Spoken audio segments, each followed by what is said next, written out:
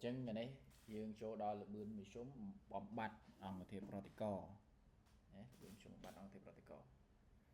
chân vì ở không kia pi là bươn mình xuống cùng nó ông thì có kt cứ miền sai còng mùi định nghĩa còn tại sai còng với cứ chiếc sai còng cũng hấp hay đừng địa về rồi bỏ ông thêm protocol để cái tảng đó sọ yeah chân nè vì mực sai còng rồi bỏ ông thêm protocol cứ vì vì trên pi mình đang là cái đạn tê nó cứ cái này nó cứ sồn đấy nè cái này mình đang chương trình pi sồn này cái này cứ sồn chẳng trên pi sồn tới mình đang chương tỷ lệ cho nó cay mà đấy này cái này trên pi cái này cứ col nó cứ tỷ lệ chẳng vì tỷ lệ cho nó cay mà còng nó mình đang sồn mà đấy nơi cái đạn tê mà sồn cầm hạt rồi bỏ on thì có cứ bị tràn hoặc cầm hạt đọp chẳng u đà hò chân p là p với chế ta cao máu dễ bêu cho ta cao máu mò nâng máu chân mình hay là bươn mình là cầm hạt bỏ ông thì rồi có chạy thật thói thôi cho mọi chuyện thôi cho mọi chuyện chân rồi hô đo ai hay là đo mà đo sâu nâng các bạn này nè cái này mà đó tốt áp xì bao nhiêu này dễ về này chân copy là bươn cầm no đó là bươn cầm nó mình đặt sai con với trên pi sôn nâng tơ này trên pi sôn chạy chứng dương cơ tật đấng đấy nè sai con là bơm chung cùng nó đang sai con của họ thì có cứ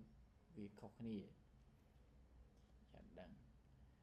dân dương sắc xa từ lơ bơm súng mình đây thay vì miền pi chùm lệch được cái này đôi té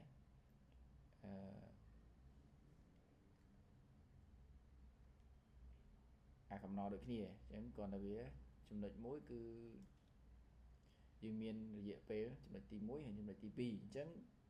người tìm mối cứ này lơ này phổ biến phổ bật cảm biến thỏi cho chẳng nè ta mà dễ chúng nó tìm mối mà đây tha dương miến rồi dễ về tìm mối được cái này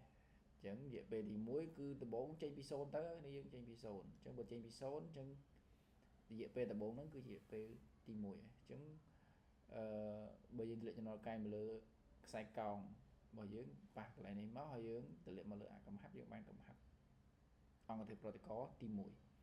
hay cầm hấp ông thì có cái cầm hấp ông thì protocol nơi cái tê tìm mùi cứ trao tới thông chiếm tp chỉ nịch ok nhưng bờ sân chia dương sẵn sàng từ lời dễ về tp khởi nhé nhưng tỷ lệ mà lựa sai còn bởi dưỡng máu hay tỷ lệ mà lựa cầm hấp dưỡng ban cầm hấp tp chứ cầm hấp tìm mùi thông chiếm cầm hấp tp chẳng bởi dương sắc xa từ lơ nè bầm rai bầm ru cầm hạtរបស់យើងគឺមានន័យថាកំហាប់ទី2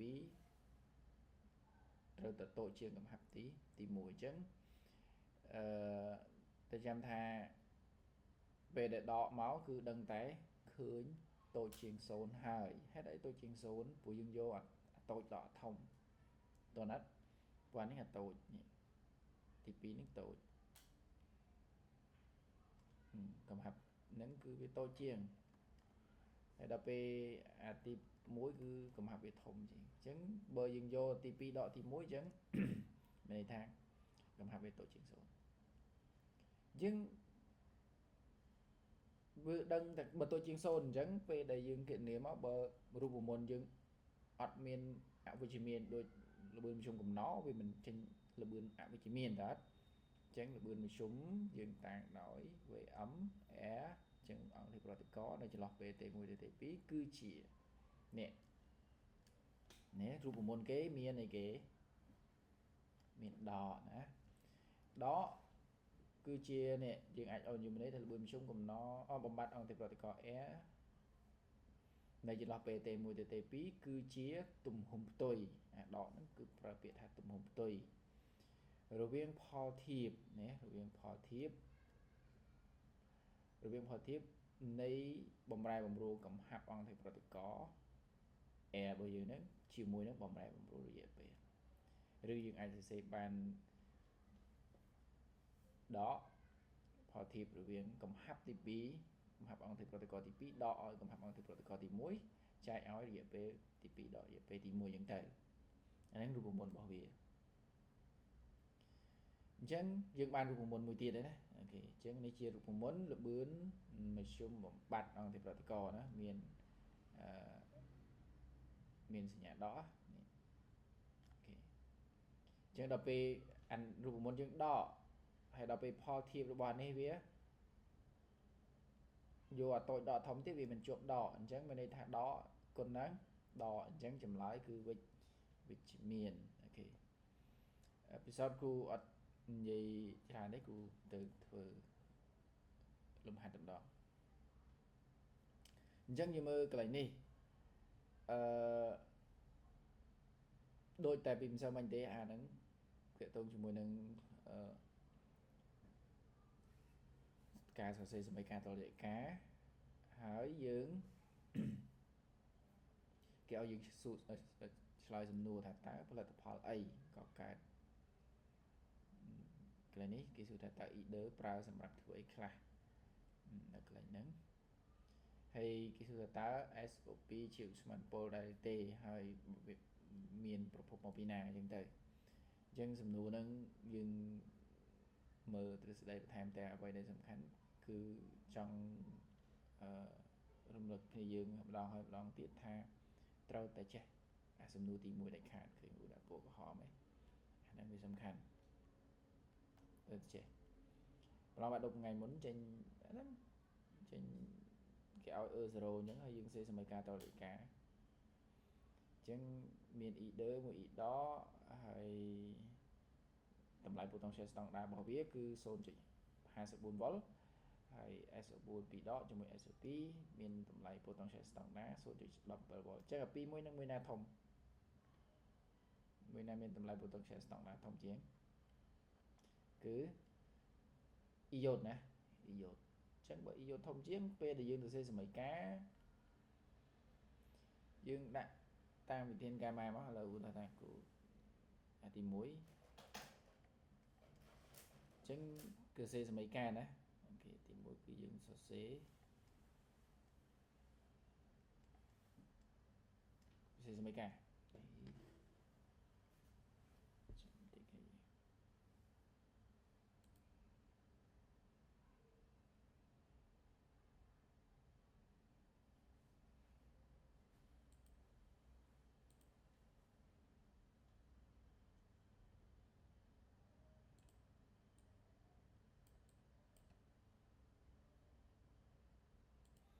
ច្បាស់នៅគ្នាយើងសមីការច្បាស់ទាំងអស់គ្នានៅពន្លឺសេសមីការអុកស៊ីដូរ៉េតិកម្មដោយប្រើវិធីកាម៉ាច្បាស់ណាច្បាស់ហើយគ្រូអាហ្នឹងយើងច្បាស់ពេលដែលគេឲ្យតម្លៃ potential ស្តង់ដារវាមានក្បាច់ច្រើនយើងនឹងជួបទៅមុខបដាទៀតអញ្ចឹងមកទោះគ្នាយើងយល់មិនយល់ក៏ដោយគឺត្រូវតែមើលហើយរៀនធ្វើតារាអញ្ចឹងកន្លែងនេះគេឲ្យយើងសរសេរសមីការ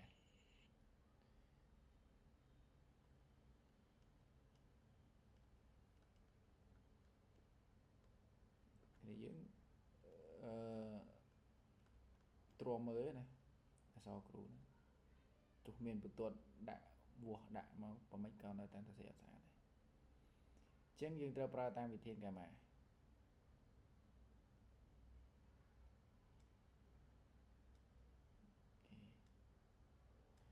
្ចឹងមិញវាមាន either ដោយសារ either វាគូ either ជាមួយ either ហ្នឹងគឺវាមានតម្លៃ potential ស្តង់ដារហ្នឹងធំជាងគឺស្មើនឹង 0.54 វ៉ុលហើយដល់ពេល radical sulfate ជាមួយនឹង spontor dioxide មានតម្លៃ 0 ស្មើប៉ុន្មាន 0.17 វ៉ុលអូខេអញ្ចឹងពេលដែលយើង long យើងត្រូវទៅសេអញ្ចឹងណាធៀបកាម៉ាឲ្យគេហើយយើងគូកាម៉ាមកគូស្អាតណាទៅសេអសសេស្អាតជាងគ្រូអញ្ចឹងយើងដឹងហើយថាអង្គធាតុប្រតិករដែលចូលរួមប្រតិកម្មគឺអុកស៊ីតករខ្លាំងណាអុកស៊ីតករខ្លាំងហើយរ៉េតករខ្លាំងរបស់យើងគឺ spontor dioxide អញ្ចឹងអាពីរហ្នឹងឯងជាអ្នកដែលចូលរួមប្រតិកម្មជាមួយគ្នាហើយបើយើងទៅសេសមីការតុល្យការយើងត្រូវចេះសរសេរណាគឺគូចំណាំអញ្ចឹងទៅណាថាគូអុកស៊ីតករខ្លាំងគឺយើងបំបែកពីណាបំបែកពីឆ្វេងខាងលើហ្នឹងទៅស្ដាំហើយខាងក្រោមគឺពីឆ្វេងពីស្ដាំមកឆ្វេងវិញអញ្ចឹងយើងដាក់គូមិនបាច់ដាក់ដូចការយើងរៀនថ្មពិលក៏បានហើយអុកស៊ីតកម្មរ៉េតកម្មអីហ្នឹងទៅសេយកមកគូរបស់យើងគឺសរសេរកន្លះសមីការមកអ៊ីដឺទៅអ៊ីដតែចាំប្រើវិធានកាម៉ាយើងមិនបាច់ប្រើសញ្ញាព្រួយទៅមកទេបើគេអត់បញ្ជាក់ថាវាជាសមីការត្រង់តាថ្លឹងដោយសារអត់មានអុកស៊ីហ្សែនអត់មានអ៊ីដ្រូសែនទេអញ្ចឹងយើងថ្លឹងអ៊ីយ៉ូតមកអ៊ីយ៉ូត2គ្នា1យើងដាក់2មកអញ្ចឹងដល់ពេល2នឹងមានបន្ទុកដក2ណា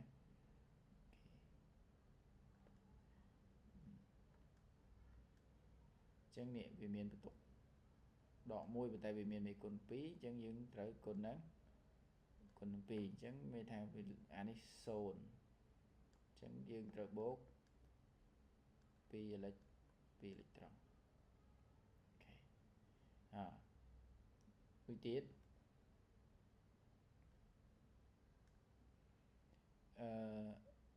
បំបែកពី SO2 ទៅ SO2 បំបែកទៅ radical sulfate មក radical sulfate អញ្ចឹងយើងថ្លឹង sponsor មុន sponsor ស្មើហើយយើងថ្លឹងអុកស៊ីហ្សែនអង្គធាតុប្រតិករមាន2ហើយអង្គធាតុកកើតមាន4អញ្ចឹងវាថាខាងនេះខ្វះ O ថែមអីខ្វះ O ថែមអីថែមទឹកអញ្ចឹងបើដាក់ទឹកទៅអុកស៊ីហ្សែន4ស្មើប៉ុន្តែឡើងអ៊ីដ្រូសែនឡើងម៉ែនហើយឡើង4អញ្ចឹងខាងនេះអត់មានទេអញ្ចឹងដាក់4 H បូកបើដាក់ 4H បូកអញ្ចឹងខាងនេះអង្គធាតុប្រតិករអត់មានបន្ទុកមានថាស្មើ0អង្គធាតុកកើតមានបន្ទុកដក2ហើយនឹងបូក4បូក1គុណ4អញ្ចឹង4ដក2នៅសល់2អញ្ចឹងយើងបូក2អេឡិចត្រង់ហ្នឹងអញ្ចឹងយើងសរសេរសមីការយើងបូកសមីការយើងចូលមក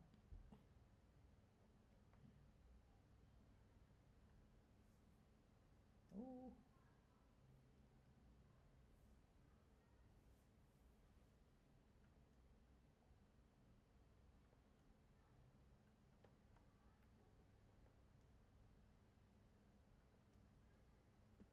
មកយើងបូកចូលគ្នាមកយើងបានអីសមីការយើង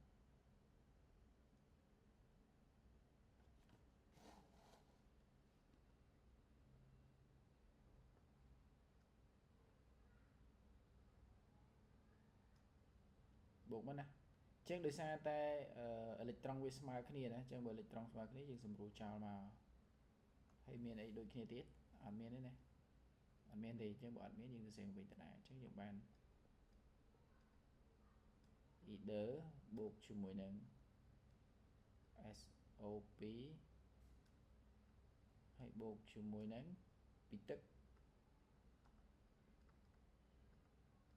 អញ្ចឹងឲ្យផលទៅជា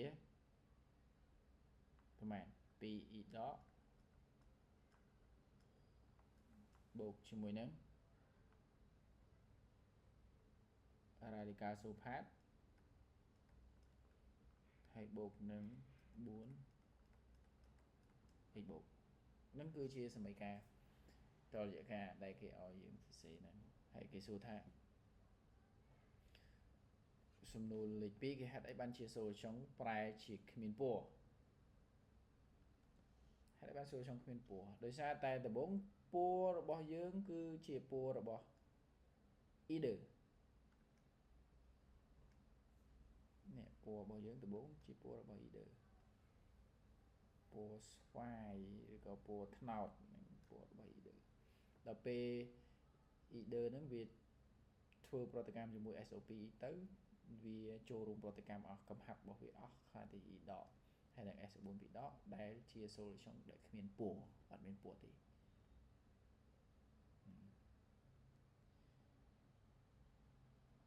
អញ្ចឹង either ហ្នឹងគេប្រើសម្រាប់ធ្វើអីខ្លះ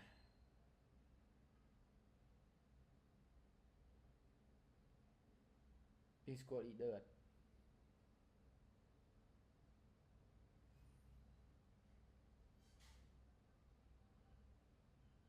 ហើយ SO2 ហ្នឹងវាជាឧស្ម័នពុលអត់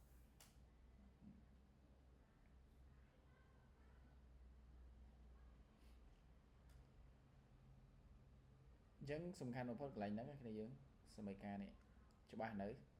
អាចទៅសេបានដែរណាពេលដែលតម្លៃគេឲ្យតម្លៃ potential standard គឺស្រួលទេ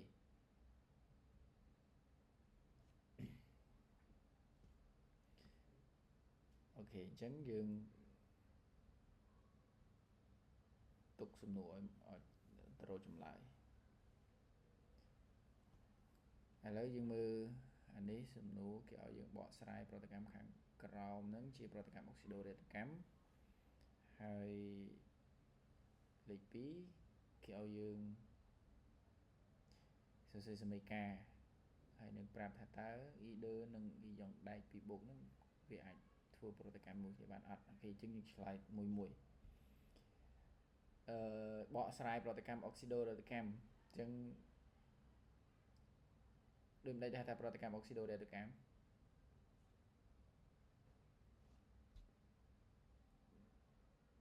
សំណួរដែលតេតងមួយមេរៀនសោះ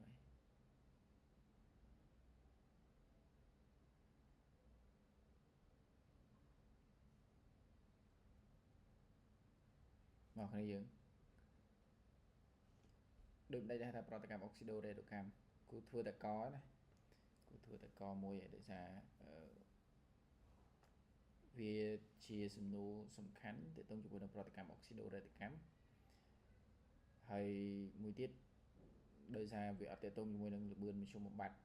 ដោយសារគ្រូមិញបរិញ្ញាមេរៀនល្បឿនមធ្យមបំបត្តិទៅដាក់លំហាត់ចង់ដាក់លំហាត់បកស្រាយប្រតិកម្មអុកស៊ីដូរ៉េតកម្ម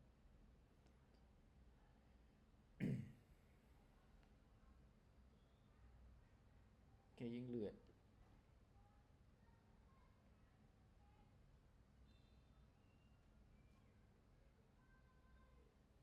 តិចគ្រូបរិញ្ញាតែឯងដាច់អស់ទ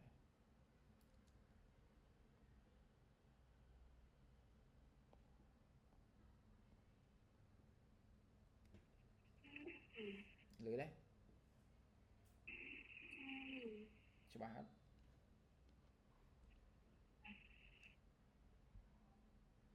ចឹងមើល slide ឃើញទេចាអូខេអញ្ចឹងដោយសារលំហាត់នេះលេខ2គឺដូចលេខ1មិញទេគេឲ្យសេសមីការតលយកាហើយគេសួរថាធ្វើបានអត់បានដោយសារតែតម្លៃ E0 របស់ either ហ្នឹងគឺវាតូចជាងតើហើយ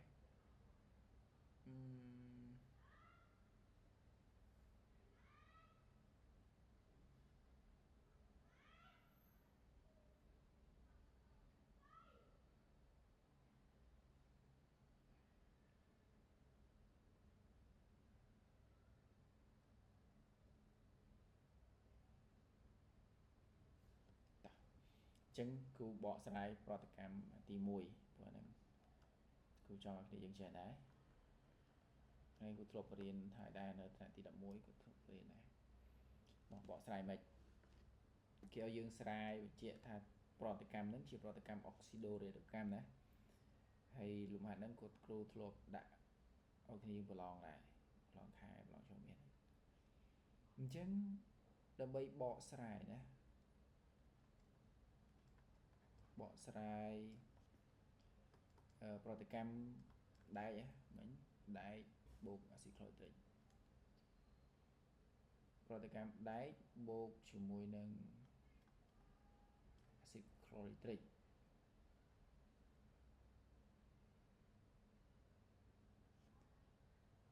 ដែលគេឲ្យជាសមីការគីមីចឹងមក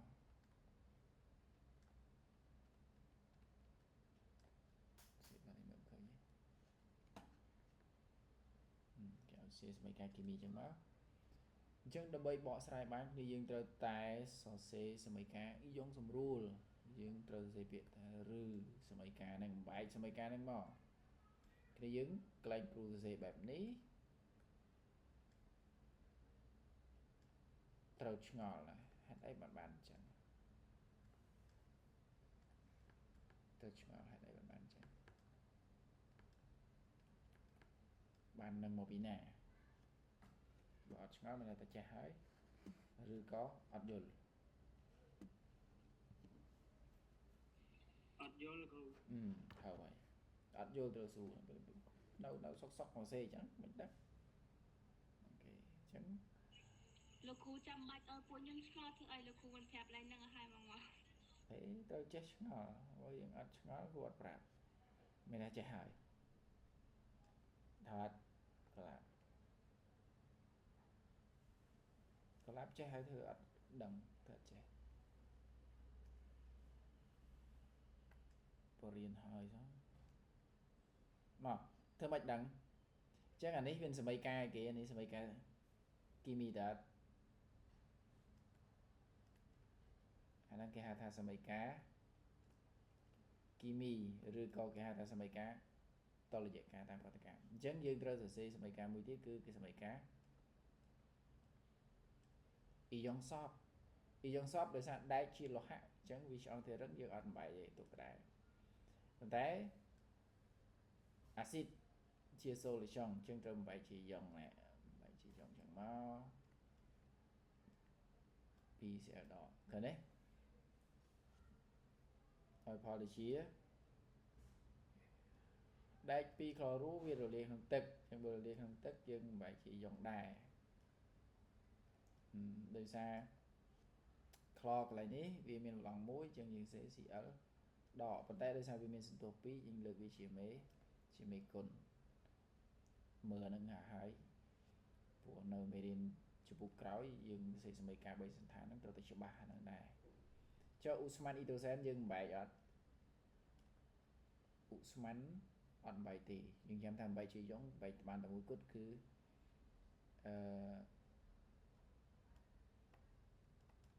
យើងបំបែកជាយ៉ុងសមីការបំបែកជាយ៉ុង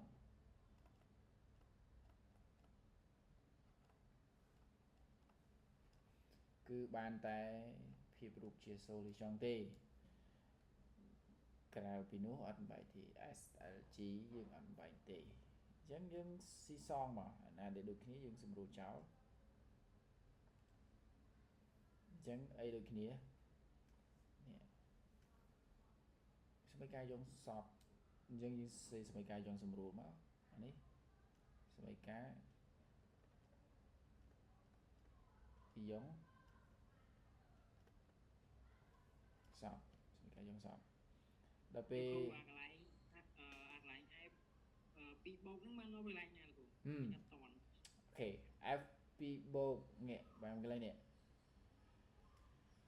ដោយសារតែកន្លែងនេះដែកប្រើប្លង់មែន Fe របស់យើងប្រើប្លង់2តើដែកប្រើប្លង់2ណាហើយដល់ពេលក្លយើងដឹងហើយថាក្លប្លង់1អញ្ចឹង Cl ប្លង់1 Cl ប្លង់1អញ្ចឹងដល់ពេលដែលយើងទៅសេរូបមន្តយើងមិនបានជា Fe Cl Cl2 ដូរប្លង់គ្នាដូរប្លង់គ្នាចេះសេរូបមន្តទៅដែកប្លង់2 Cl ប្លង់1អញ្ចឹងពេលដែលសេរូបមន្តយើងទៅសេចេះដូរប្លង់គ្នាអញ្ចឹងយើងបាន Fe 1 Fe 1 Cl 2តែមួយយើងមិនបាច់សរសេរទេ chứ mình đây tha cái lấy này đại prao lòng pi này đại prao lòng pi chân về để dừng một bài chỉ giống chân mình tham tục với pi bố cái này tục đỏ đấy toàn đắc lấy nè toàn rồi ok chân đập pi dừng sẽ mấy cái dừng sầm rúa kho chính để sao biết đôi khi mà khai sinh nhập rồi mình này chân dừng tôi sẽ làm mình nơi bộ phép kimi tiếng lại nè để ọt ban sầm rúa chân đây nơi tập đá hay dòng hydrogen dừng nơi sáu hay kho hay chân thì là có dừng hay là tập phó bát mấy chơi đơn tha tiết na nhưng thầu đã bông thế này nhưng thầu đã đọ ra bị lối luôn vụ lo hạ bentuk bột tengah lo hạ bông từng ọc lo hạ đỏ tapi lo hạ bột chẳng lo hạ miên tràn nè lo hạ cu rồi beri này miên krom môi krom pi hay là lo hạ slò cả bên úc krom thị 4 carbon azot oxygen vụ fluor chlorbrom vô nó sẽ tạo hạ chẳng sợ miên bentuk đỏ hay là radical từng óc đỏ lực lên tại mà nhiều mùi gìตัวนี้ trước khổ này cái lấy những dễ mình đây thành chị ô ra lỗ hạ krom tí mùi li na ca rồi sẽ phao chân tới vì miền b b mong ca tất cả nóคือmình thay vì miền tục bột đuôi krom mũi tục bột mùi chân tớiตัวนี้krom pí tục pí bột chân tớiตัวนี้chẳng phụ PTP đẹp xong cho mỗi kế cứ viên nơi hàng một hàng chuyên như này ủa thật ạ bao giờ cái nhé viên nơi hàng chuyên bố hái đỏ thế đấy cái là gì muốn cứ từ xí bốt đỏ chẳng là p đỏ radical nhưng miền radical ủa thật là nitrat chẳng nitrat có phải đỏ mũi và lóng mũi radical lòng mũi đỏ mũi hoặc là S buồn radical sụp hạt vì radical trở thành tục đỏ hay vì radical nó một lòng phí chứ một lòng phí tục phí đỏ ok carbonate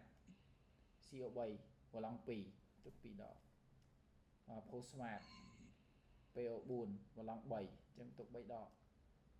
chân radical tầng óc tục đỏ tầng óc lực lên đàn này thì radical nó miền tục bột cao nó cứ đỏ thằng hai thôi đấy chẳng tôi chăm một lần đăng tiết ban giờ ai tôi sẽ mấy cả bây giờ thát ban mì đi nâng sưu trình kế hơi các bạn những cái này chẳng ban bị đâm sắm của thưa bạc có là tình mà một tình ảnh mà ngay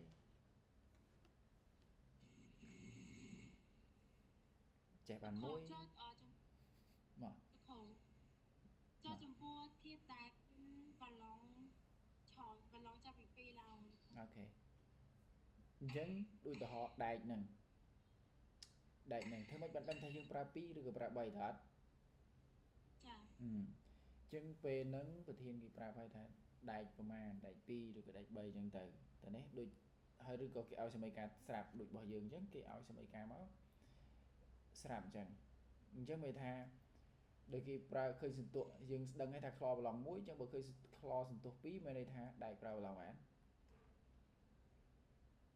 đại pra lòng pí yeah đại pra lòng pí có thể bữa sinh để dương khơi Fe Cl7 chứ mấy đây tha đại pra vào lòng 7 mà lòng 7 ตัวđấy là nhấn ủa thật ra tụng đây vì mình lòng mũi lòng pỉ tay dương mừ dương tôi chăm lòng là bởi su phát lòng pỉ đỏ chấn su thật tụng đây nó pra mũi gặp pỉ bởi vì mình tôi nó lại viên chứ mình thay anh ấy lòng pỉ chứ anh ấy thay pra lòng pỉ đâyตัวนี้để sao tụng đây vì mình lòng mũi lòng pỉ thật tôi vô cái lại nắng á bờ ở trăm radical ở trăm vào lòng bờ radical class tí dương của bà តោះនេះ តលោកគ្រូត អូខេទៅទៀតអញ្ចឹងយើងមករបស់យើងវិញម្ដងឥឡូវគ្រូលុបវិញកុំឲ្យរញ៉េរញ៉ៃអ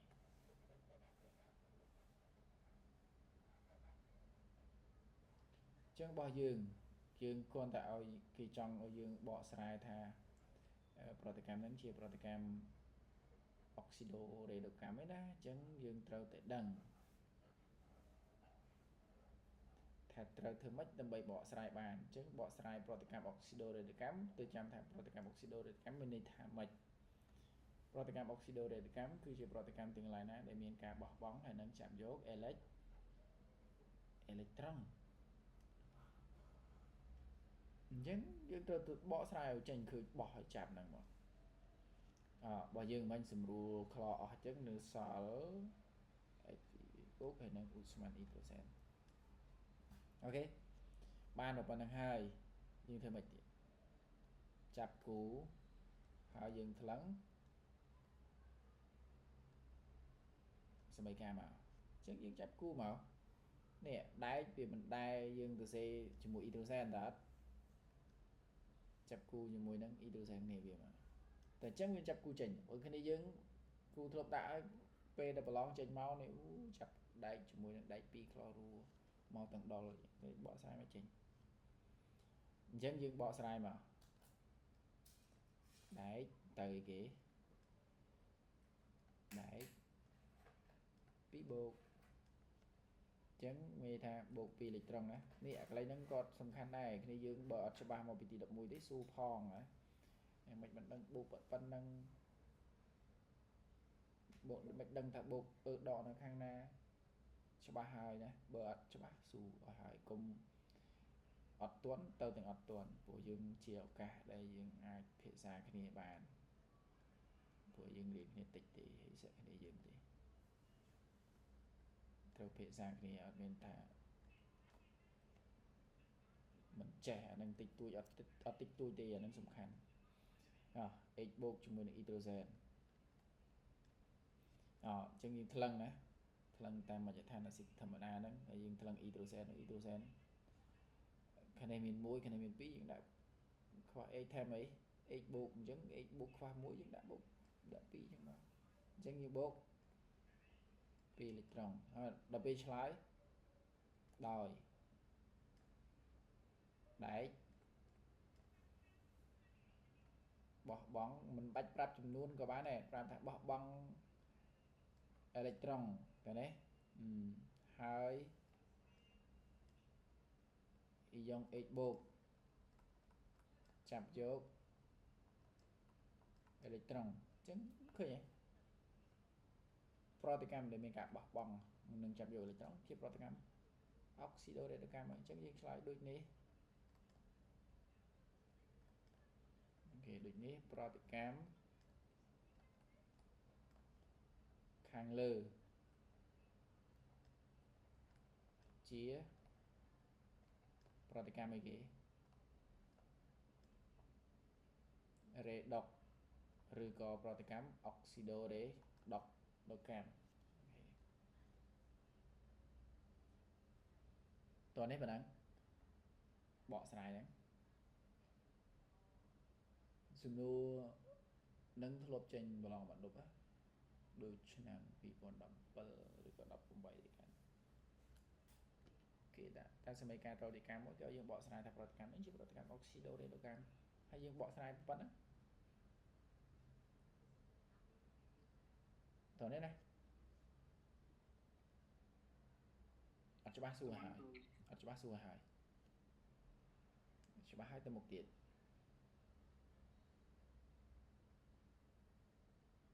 ណារីស្ងាត់សូនដាច់បាត់ហើយតាមលោកគ្រូម៉ានិចតលោកគ្រូអ៊ុយលីតលោកគ្រូដល់អ្នកគ្នាកូឡាបឌីលោបាត់ហើយកូឡាបស្ដាច់មើលហើយលោកគ្រូខ្ញុំខ្ញុំល្បាច់ លោកគ្រូខ្ញុំផ្លេចអាណាបងអាណាចាប់យកបងណាលោកគ្រូ mấy bạn play na cái chắp na cái bo nè bo đăng prep cru nè cru chia o mòn cái này dương ai chơi bàn tận on chẳng FE មកបងលេខត្រង់ chẳngបងលេខត្រង់យើងប្រាប់គេទៀតថាវាជាអីនេះគូឆ្លើយឲ្យអស់ហើយប្រឡងយើងអាចឆ្លើយយ៉ាងដែរ FE វាបោះបង់លេខត្រង់នោះវាជាអី redox redox កទៅនេះតើកន្លះតនេះហើយ x បូកនេះចាប់យកអេឡិចត្រុងបើវាចាប់យកអេឡិចត្រុងនោះវាក៏បាននោះ x បូកក៏បានជាគេអុកស៊ីតកនឹកឃើញវិញនៅកូឡានឹ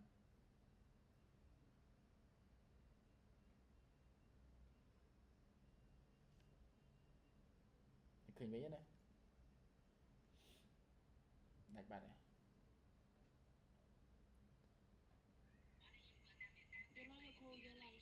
ពន្លឺតោះណាពន្លឺតោះលោកគ្រូតោះអូខេអញ្ចឹងយើងត្រឡប់ទៅលបឿនរបស់យើងវិញណារៀនលបឿនចេញលំហាត់ប្រតិកម្មអុកស៊ីដូរេតកម្មអូខេគ្រូទៅមើលទៅ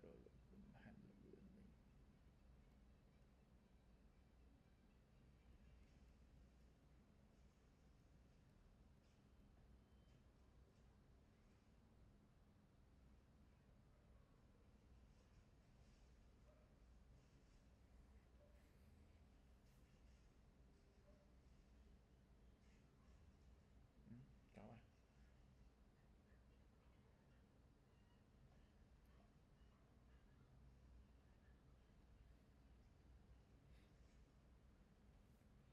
ចឹងចាំទៅអនុវត្តលំហាត់ទាំងអស់តែម្ដងឥឡូវ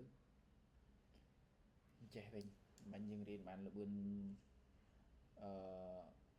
បំបត្តិអង្គភាពប្រតិកោតើអត់គ្នាយើងអញ្ចឹងកុំឲ្យយើងវែងយូរអញ្ចឹងយើងមកមើលលំហាត់បំបត្តិនេះហាត់នេះយើងធ្វើលំហាត់កុំឲ្យរៀនហើយអត់មានឧទាហរណ៍អញ្ចឹងមើលឃើញណាឃើញច្បាស់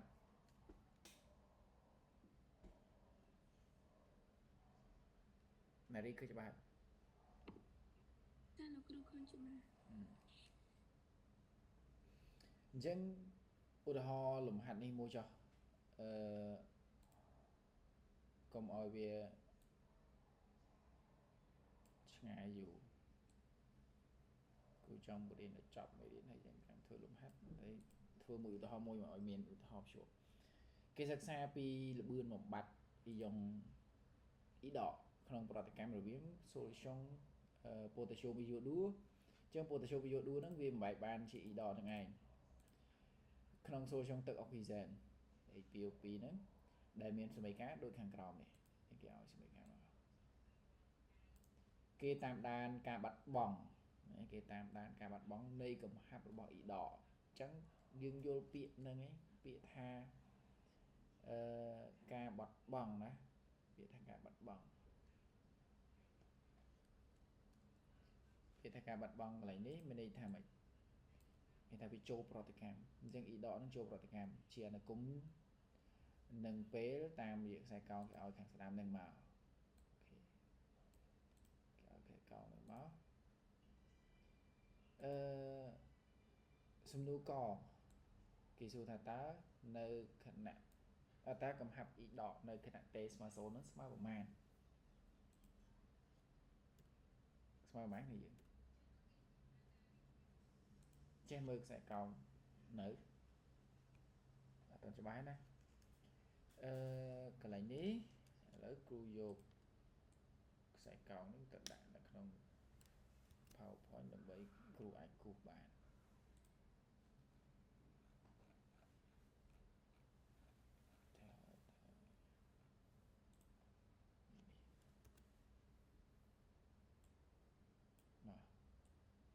ជាមានខ្សែកោងប៉ុណ្ណឹងឯងលំហាត់របស់យើងមានខ្សែកោង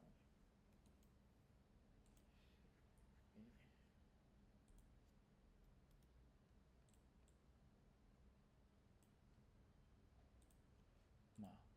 ចឹងយើងមានខ្សែកោងប៉ុណ្ណឹងហើយសំណួរគេសួរថាតើនៅគណៈនៅកំហាប់របស់វានៅគណៈទេសស្មើ0នឹងស្មើប្រមាណ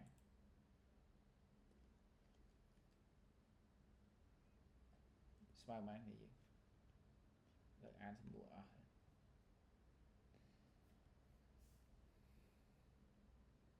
ខតើប្រតិកម្មប្រព្រឹត្តទៅ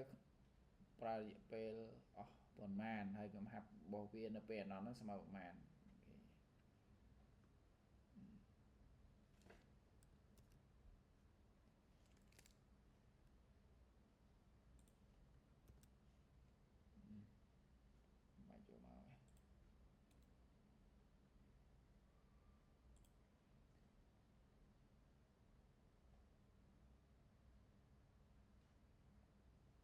សំណួរគេសួរថាតើនៅគណៈកំហាប់របស់អ៊ីដករបស់យើងនេះកំហាប់អ៊ីដករបស់យើងនេះ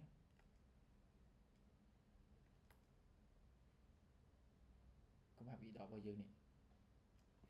នៅគណៈទេសស្មើ0នេះស្មើប្រមាណមើលគ្នាយើងអាចដឹងឯងគ្រូនិយាយមិញប៉ុន្តែដោយការលំហាត់មួយទៅបាត់ផ្លេចអស់នៅគណៈទេស្មើ0នេះកំហាប់របស់ e ដកស្មើប្រមាណគ្នាយើងត្រូវដឹងថានៅគណៈទេស្មើ0នេះយើងមើលអាចឈរនេះហើយយើងមើលនេះកន្លែងនេះណាខ្សែកោងចាប់ផ្ដើមពីកន្លែងហ្នឹងទៅតោះនេះ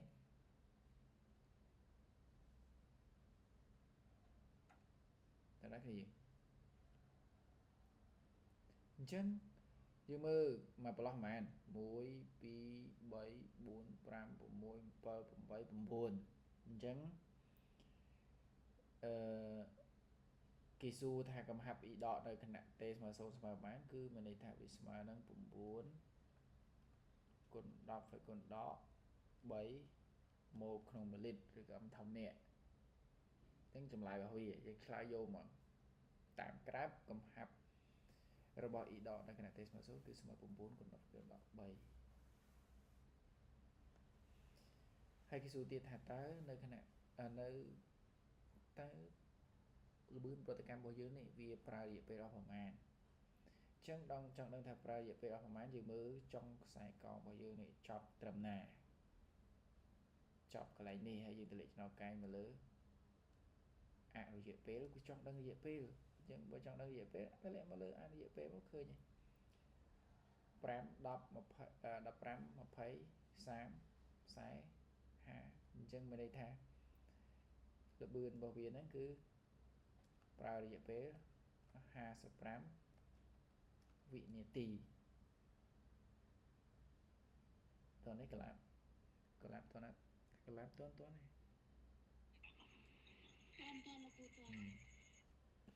ពន្លឺគ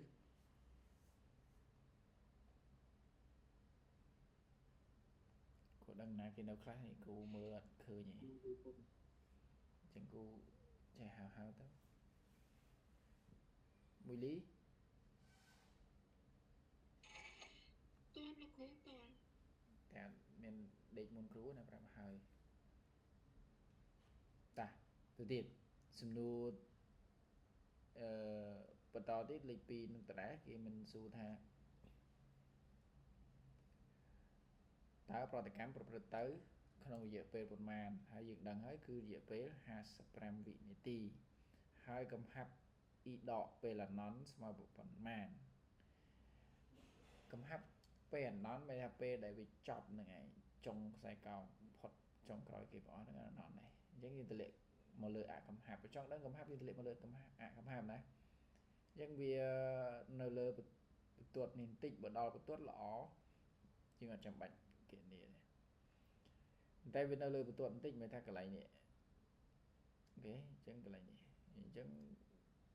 ពេលដែលប្រឡងបាក់ឌុបគេអត់សូវចេញខ្សែកោងទេដោយសារពិបាកអញ្ចឹងវាអត់ជាក់លាក់អញ្ចឹងសិស្សខ្លះដាក់មកយកមកដល់គូសខ្លួនឯងទៀតពេលខ្លះអញ្ចឹងអត់ដឹងថាប្រហែលទេអញ្ចឹងអានឹងអាចថា1ជាងអញ្ចឹងទៅឬក៏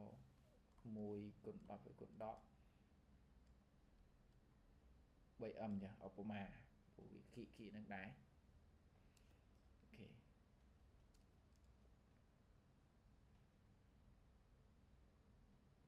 ខេទៅទៀតសំណួរគោគេឲ្យយើងគណនាល្បឿនបំបត្តិរបស់ e ដកនៅចន្លោះពេលt ទី1ស្មើ10វិនាទីនិងt ទី2ស្មើ35វិនាទីអញ្ចឹងមានថាគេឲ្យគណនាពីចន្លោះ10វិនាទីទៅ35វិនាទីអញ្ចឹងយើងប្រើខ្សែកោងរបស់យើងហ្នឹងឯងអញ្ចឹងគេដៅឲ្យយើងស្រាប់ទៀតនេះឃើញគេដៅនៅរយៈពេលt ទី1គឺ10វិនាទីអញ្ចឹងយើងតម្លាក់ចំណោកែងមកលើខ្សែកោងរបស់យើងអញ្ចឹងយើងបានកំហាប់e ដកទី2របស់យើងកន្លែងនេះកំហាប់ e ដក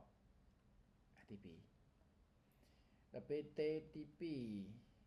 t 2នេះកន្លែងនេះស្មើប្រមាណ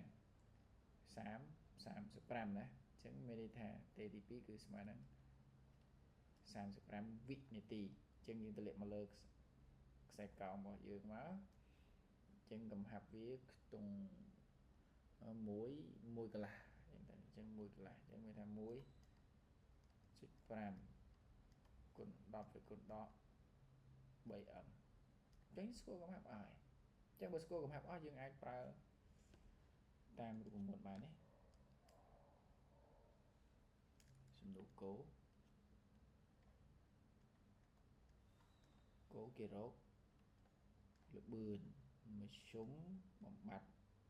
អ៊ីយ៉ុងអ៊ីដកនេះឃើញគ្រូឡើងប្រើ air ទៀតហើយ air របស់យើងជំនួសដោយអ៊ីដកនៅចន្លោះពេល t1 ទៅ t2 ជាងប្រើតាមរូបមន្តមកតាមរូបមន្ត vm របស់អ៊ីដកចន្លោះពេល t1 t2 ស្មើឲ្យដកព្រោះរូបមន្តយើងគឺដកណា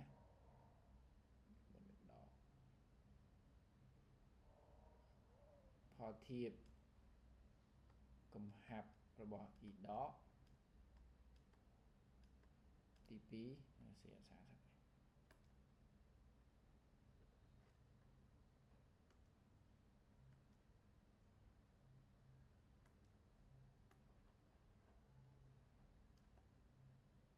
សល់នឹងក្រិច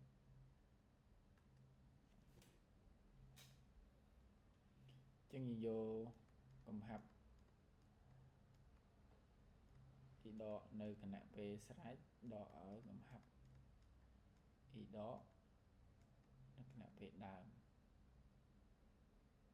យើងចែកមកអានឹងកុំភ្លេចរូបមន្តវាដកហើយ t2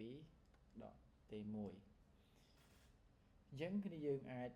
ឆ្លើយមកដោយពេលរបៀបពិសេសមិនសមគ្រូអត់ប្រាប់របៀបពិសេសនេះតាមក្រាបបើយើងប្រើក្រាបជាងតាមក្រាបមកតាមខ្សែកោងក៏បាន t1 ស្មើ10វិនាទីត្រូវនឹងកំហាប់អ៊ីដកទី1ស្មើនឹងប្រមាណ4ណា4គុណ10ទៅគុណ10 3m អូ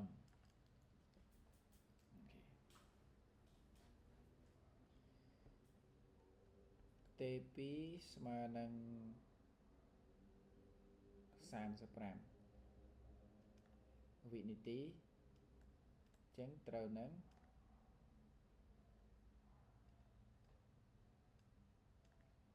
កំហាប់ របស់ e ដកទី2ហ្នឹងគឺស្មើនឹង 1.5 គុណ10គុណ13 ចឹងយើងយកទៅជួសទៅចឹងគេបាន Vm e ដកនៅចន្លោះពេលទី1ទី2ហ្នឹងស្មើនឹងដកហើយយកអាទី2គឺ 1.5 ដកឲ្យ 4 គិតតាឲ្យ10ហើយគុណដក 3 ហើយចែកនឹង35ដកឲ្យ 10 ស្មើប្រមាណគ្នាយើង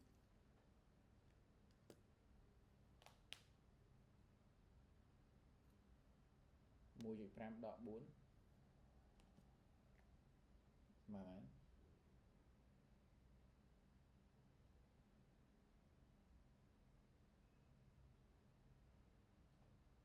ដេកលក់អស់អញ្ចឹងឆ្លើយអត់ឆ្លើយគូររឿងនេះ ឃើញ 0.1 លោកគ្រូ 0.1 ចែកឲ្យអស់មែន ចាចែកទាំងអស់ អូ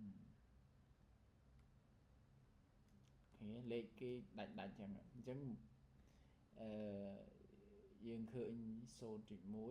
ញ្ចឹងមេថាស្មើហ្នឹងចានេះដក10បានបូកអញ្ចឹង 0.1 គុណ10គឺ 13 ណាអញ្ចឹងមានន័យថាស្មើនឹង 10 ស្វ័យគុណដក 4 ម៉ូលក្នុង1លីត្រវិនាទីនេះជាចម្លើយរបស់វាតើនេះ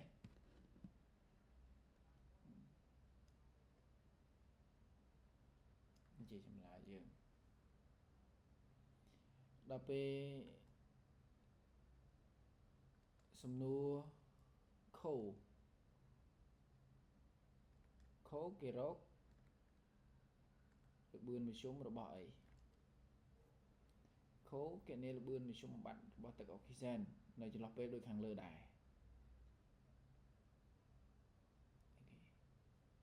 ចន្លោះពេលដូចខាងលើ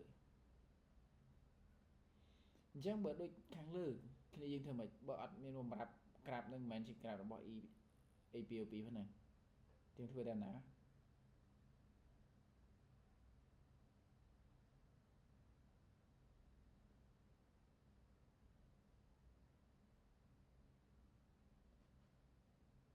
មើលណាដឹងមនិច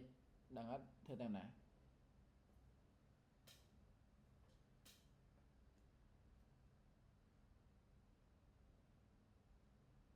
មនិចឌីលោបាទ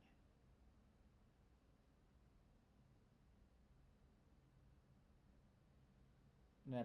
រីធ្វើតាមណា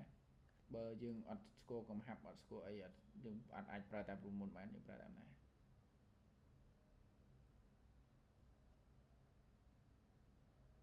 ដឹងទេ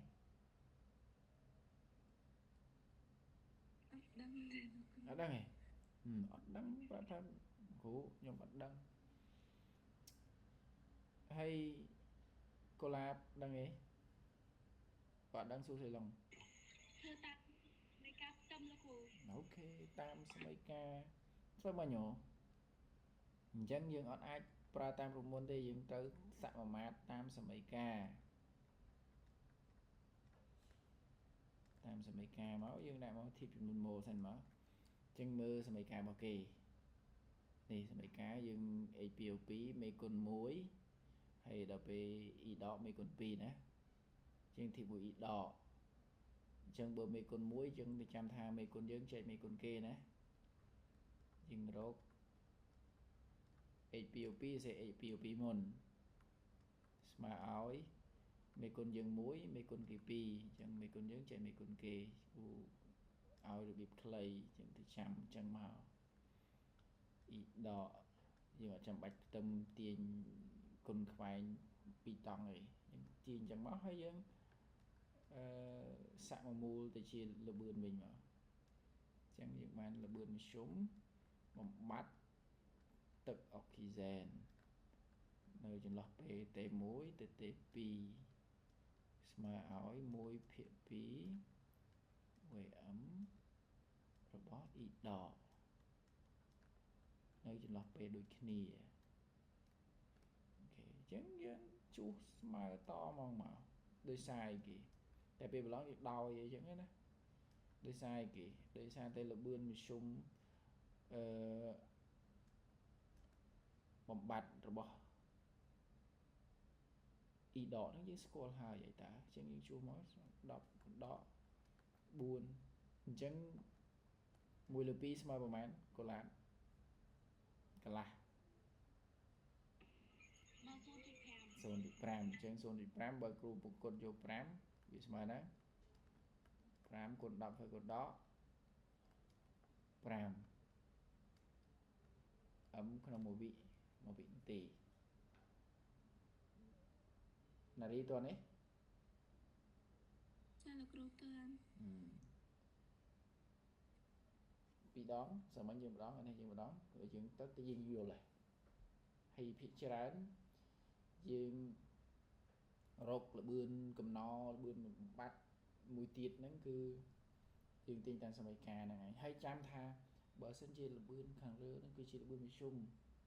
អញ្ចឹងយើងអាចទាញបានតែលបឿនមធ្យមទេណាយើងអាចទាញតែលបឿនរកលបឿនខណៈឬក៏លបឿនអីបានទេហើយលបឿនមធ្យមដូចគ្នាដែរទោះតែរយៈពេលដូចគ្នាចន្លោះពេលដូចគ្នាពី10ទៅ35ដូចគ្នាបើខុសគ្នាក៏អាចទាញស្ថាប័នតាមសម័យកាលនឹងបានដែរតើនេះកន្លែងហ្នឹង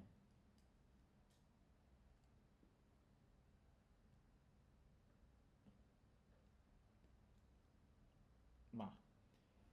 អាហ្នឹងដោយសារគ្រូបរិញ្ញាលបឿនជុំបត្តិអញ្ចឹងគូត្រូវតែឧទាហរណ៍លបឿនជុំបត្តិឲ្យជាប់គ្នាហ្នឹងមកមិនជ្រុលទៅបកស្រាយប្រតិកម្មអុកស៊ីដូឬកម្មចេះអាហ្នឹងបន្តិចទៅមកឥឡូវឆ្ងល់អីសួរសិន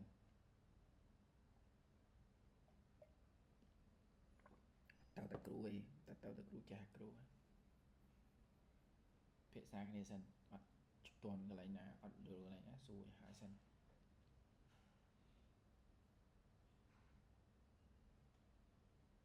ណាខ្លះនៅ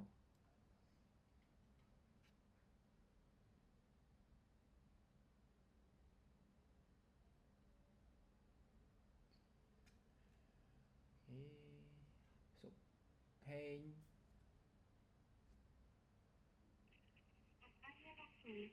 អត់អីណាចាស៊ីនាងយល់ផងយល់អូខេគិតមីលៀងសាតតន់ក៏តន់ហើយកុំភ្លេច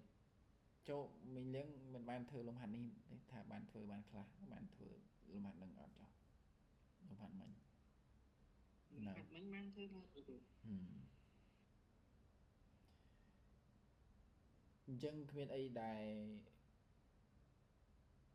យើងមិនចេះទេទោះតែយើងធ្វើមុននេះបានដូចអញ្ចឹងយើងរៀនធ្វើមុនហើយឆ្ងល់បានយើងឆ្ងល់ថាចំអាលបឿនជំបាត់ចុះសំណួរហ្នឹងគេសួរហ្នឹងមិនបើអត់បានគ្រូអត់បានបញ្យល់ផងគេសួរគេឆ្លើយមិនអាហ្នឹងគេឆ្លើយមិនទូទៅមកធ្វើណាបានឆ្ងល់បើយើងអត់ធ្វើចាំស្ដាប់គ្រូអត់ឆ្ងល់ទេគ្រូនិយាយអីក៏ត្រូវដែរនិយាយអីក៏យល់ដែរតែនេះទោះតែយើងធ្វើមុនចឹងបានឆ្ងល់យើងចង់ដឹងកន្លែងយើងចង់ដឹងពេលទេចូលមកគឺយើងឆ្ងល់យើងសួរនឹងមុនគេមកឬក៏យើងធ្វើមកយើងជប់ឃើញលំហាត់ហ្នឹងដល់ពេលគ្រូកែបដល់ស្ដាប់គ្រូទៅអូគេថាអញ្ចឹងសោះហើយយើងយល់មក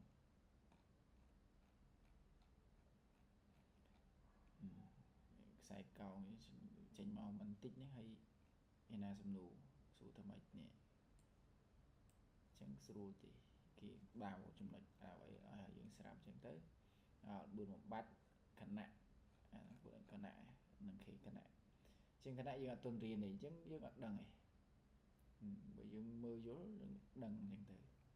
ចឹងអាណាដែលយើងអត់ទាន់រៀនអត់ទាន់យល់យើងកុំទាន់ធ្វើក៏មើលតិចតិចទៅដល់ពេល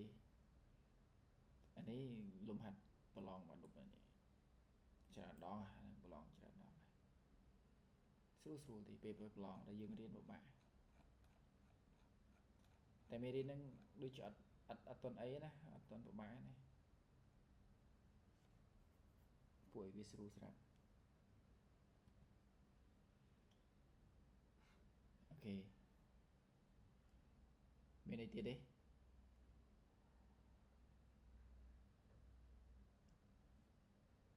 កូឡាបមកគឺគ្រូផ្ញើ slide មេរៀនចូលក្រុមលោកគ្រូអូខេចាំគ្រូផ្ញើចូល slide មិនសមមិញញ៉ាំបានកត់តន់អស់ហើយនោះចាំគ្រូផ្ញើទៅអូខេអញ្ចឹងលោកគ្រូបាទមកកូឡាអាខ្ទង់ខហ្នឹងយើងដាក់បើគេសួរថាប្រតិកម្មប្រព្រឹត្តទៅក្នុងរយៈពេលប្រហែលយើងដាក់មិនទៅយើងមើលតាមក្រាបមែនយើងឆ្លើយយើងសរសេរមកតាមក្រាបយើងឆ្លើយមកតាមក្រាបប្រតិកម្មប្រព្រឹត្តទៅក្នុងរយៈពេល55វិនាទីប៉ុណ្ណាទៅនេះហើយគេសួរថាកើកំហាប់អ៊ីដកនៅពេលអាណន់ស្មើប្រហែលដាក់មកតាមក្រាបកំហាប់ពេលអាណន់ស្មើហ្នឹង1.01អញ្ចឹងទៅ 1.1 អញ្ចឹងទៅនេះមែនតើទៅយកដល់1មក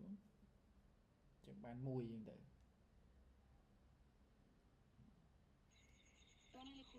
តាមក្រាបហ្នឹងស្រួលទេមើលតែក្រាបតែបើដល់លបឿនខណៈបានវារៀងបល់បន្តិចត្រូវការគណនាតាមត្រីកោណតាមអីចឹងទៅតែគាត់ឲ្យគ្នាយើងទៅតាមត្រីកោណនេះដៅចំណុចហើយគណនាតាមលបឿនមធ្យមដូចគ្នាចឹងអូខេអញ្ចឹងអានេះយើងប៉ុណ្ណឹងចុះកុំឲ្យគ្នាយើងយប់ជ្រៅពេកខ្លាចដេកលក់ចោលគ្រូ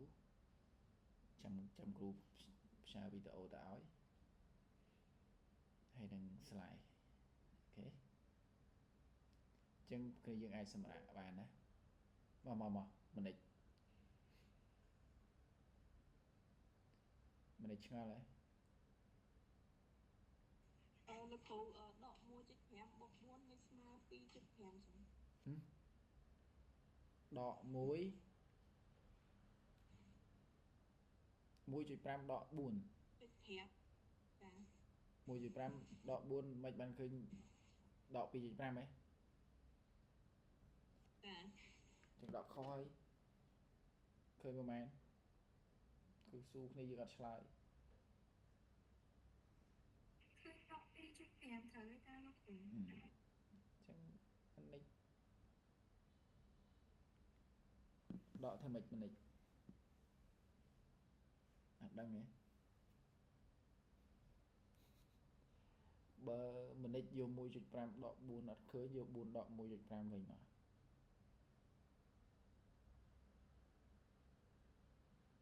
ឃើញអត់ឃើញ 2.5 អត់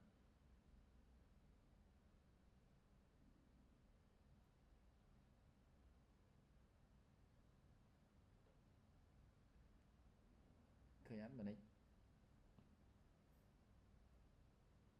ឃើញទេលោកគ្រូឃើញទេចឹងណាថយ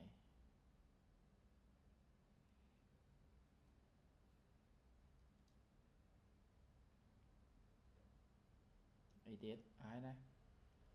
ចុចស្គាល់ស៊ូភាសាហើយច្បាស់មកលំហាត់ច្បាស់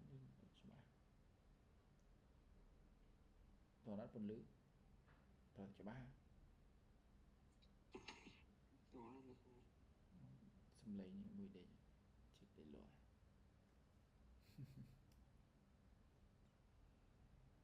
អូខេអញ្ចឹងថ្ងៃនេះយើងប៉ុណ្ណឹងសិនចុះហ្នឹងយើងរៀនមួយថ្ងៃមួយចំណុចហ្នឹងបានហើយតេតងជាមួយផ្សំមិនយើងបានលបឿនមធ្យមកំណ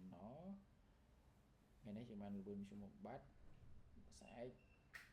យើងយកខណៈទាំងពីរហ្មងទៅហើយយើងអនុវត្តលំហាត់អូខេ ហើយរៀនធ្វើបដាណាអញ្ចឹងប៉ុណ្ណឹងចុះគ្នាយើង